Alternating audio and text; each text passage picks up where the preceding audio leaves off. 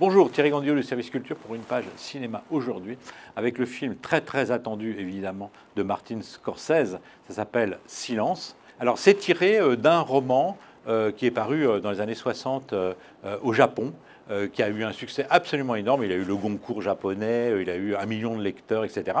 Et puis vous vous souvenez peut-être qu'en 1988, Martin Scorsese avait sorti un film qui avait fait scandale. Il y avait eu des attentats, des manifestations, y compris à Paris d'ailleurs. Et au moment de la sortie de La Dernière Tentation du Christ, eh bien, l'archevêque de New York lui a donné ce livre, Silence. Et Silence, très beau.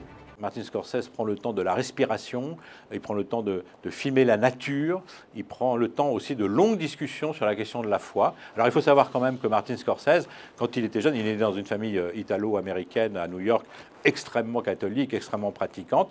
Lui-même a été au petit séminaire. Il a même envisagé, à une époque, quand il avait 20 ans, de devenir prêtre.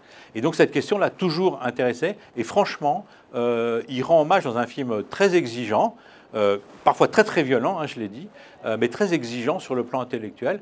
Et c'est vraiment un de ses meilleurs films.